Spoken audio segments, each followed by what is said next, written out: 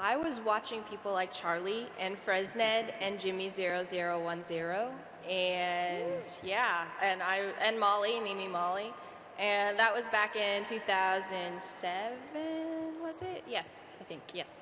And I saw them, I'm like, I can do that. And I want to do that. I want to be part of that. I want my voice to be heard, and I want to be able to talk to people and affect people like they do. And that's what I really wanted. And then through the years, it became more about expression and finding like my creative voice. And yeah, it's been an interesting ride. For me, I have been watching YouTubers since like the beginning of the website. Like I said, like the first vloggers ever. And I was basically just a YouTube fan for about 3 years. But literally the whole time, I'd watch a community channel video or a Shane Dawson video, or a Charlie video, and I'd be like, I could do this in a way that I have creative ideas and I want to, but I never got the motivation to do it. And then obviously, as you guys will know, the story is I met Phil, and it was him that, well, it's like, much like Emma, I think that eventually I might have started, because I've been obsessed with YouTube since the beginning of the website, so I think I always would have become a YouTuber, but as a horrific procrastinator, Phil was like, okay, well, you know, I'll tell you how to make a video, so go do it. But I literally got started just from watching people like Charlie and Shane Dawson and Community Channel and going, I want to do my own versions of that, basically. Next time I tell a joke and I feel it's not going very well, I'm just going to say amazing Phil and just pretend. I'm funny. I tried that once, Tom, with Harry Potter. No. And how did it go?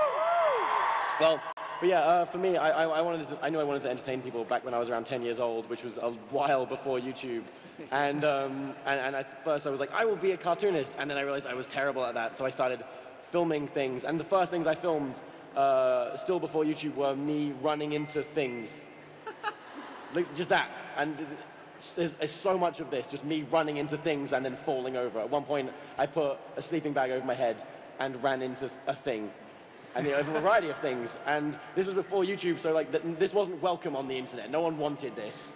But yeah, so when eventually YouTube showed up, I finally had a home, and now I basically still do the same thing. It just looks a bit better.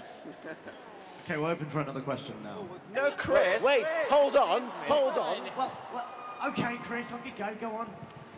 Well, basically, like, I'm quite similar to you, actually. I just enjoyed filming myself. Not like that. I filmed, like, Star Wars scenes, but with my cats, just because it made me so happy. And, like, I had no intention. This was before YouTube. I've just kept these videos. I don't know what to do with them, but they're great. Please put them online. I don't know how. But, yeah, like, I just love filming stuff and making myself laugh, so it's just, might as well put it somewhere. Okay, well, are we okay to ask another question now? Yep. What's your attitude to fans buying gifts? Sorry, what? Fans buying gifts. Fans I buying can answer gifts. this as someone who is, like, I literally have like a pile of stuff in the other room. It's incredibly flattering. It's like, well, there's a difference between like buying gifts and making gifts, you know what I mean? It's like, I don't think that anyone is better or worse if they don't bring you something, you know what I mean? If someone just wants to say, hi, I really like your videos, that's not worse than someone who gives me a bucket of Maltesers. But like, if someone makes you something, then obviously they've taken the time to create something like a letter or like a piece of art or something like that. It makes me feel slightly strange when I see that someone has bought a gift, because obviously like that would make any of us feel weird that someone spent money. But if that person says, I really, really like you a lot and I saw this t-shirt and I wanted you to have it and I've given it to you, I'm not going to feel like really disgusted and horrible. I'm going to be like, no, I don't want it. I just think it's really nice, you know what I mean? It's like a bunch of, like, someone was like, hey, I saw this thing with a cat on it, I thought you should have it, and I'm just like, thank you, you know? I have one rule, and that's no food. No food? Like, I have been roofied, and I have been given a cake with pubes in it.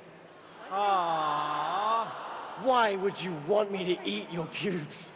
What is wrong? I love pube cakes. I mean, I get them every con. and I hate this because before that instance, I was once given a cake, and it was the best cake I'd ever had, and now I can't eat cakes that people give me, and it's so sad. And by the way, how are you thin, Dan? I You get given so much chocolate. Literally, it's like we can't eat all the chocolate, you know what I mean? So it's like an exclusive fact here. I'm going to be honest about something. When me and Phil get given probably about a cube of candy this big, we leave most of it behind because otherwise we'd be dead. if we ate it all. So I'll usually be like, we haven't tried that before, haven't tried that before, haven't tried that before, which is still probably way too much than we should be eating. And I'll be like, I'm going to be depressed on Thursday night, so I'll take this box of Maltesers. But then the rest I usually give to my friends, because if I ate it all, I'd be really, really sick and die. So Yeah, and it doesn't mean that you don't appreciate it, no, because but it's just like, I can't eat all of it. Dan has a lot of fat friends. I appreciate the effort. But yeah. I think like a really important point is I think a lot of people maybe buy us gifts almost like a thank you, as if to say thank you for being here.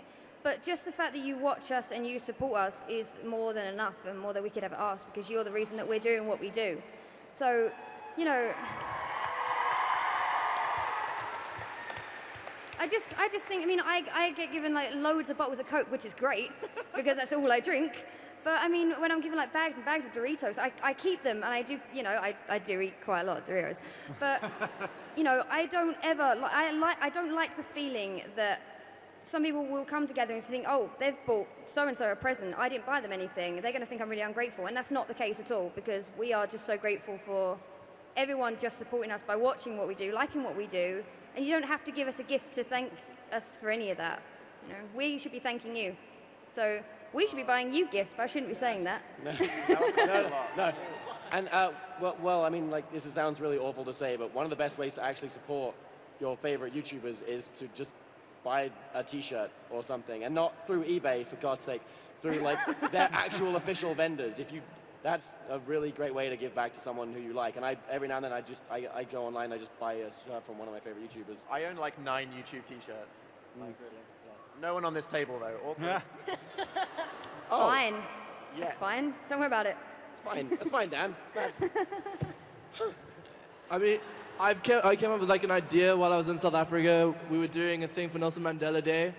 And I think we need to start doing it at like events like this, is rather bringing gifts for the YouTuber, bring gifts and the YouTuber can give it to like a charity, like Stop Hunger Now, or what's the other one, like Toys for Children, or I think that's the way forward, to be honest. Like, we don't need that many toys.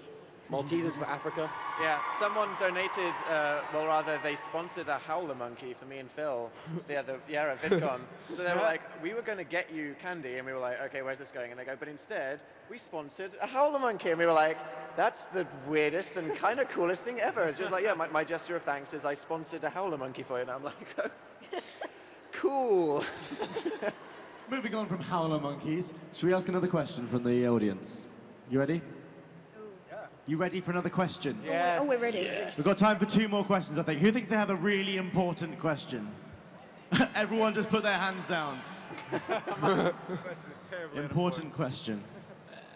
It's not going to be important. What are your thoughts on smaller content creators who put in a lot of effort in making videos that are really high quality but are not getting the views? It sucks. Yeah, it's hard. I think the important point is that, you know, I think a lot of people get tweets and stuff saying like, you know, oh, can you check out my videos and stuff? But the thing is, we get so many of those. I don't know if you do. I get so many of those a day, and I feel so bad that I can't help people out, because the main point is every one of us in here and everyone that vlogs here started with 0 subscribers. We all started the same, and we're always going to have that in common. I think everyone knows what... No, you had 0. You started your account, you had 0. I mean, you might have had a bit more help by name-dropping everybody. But I mean, like, everything. I keep saying that. I rose kind of quite quickly. In a year, I got 300,000 subscribers, which is ridiculous, and it's more than a lot of people got. But I still remember having 10 subscribers and 20 subscribers and thinking, why can't I put my stuff out here? Why aren't bigger YouTubers watching me? Why are they so ungrateful? Why won't they help the smaller people? And it is now that it's turned back on me, I feel bad that I can't literally click on every video and like it and help everyone out, because I know what it's like.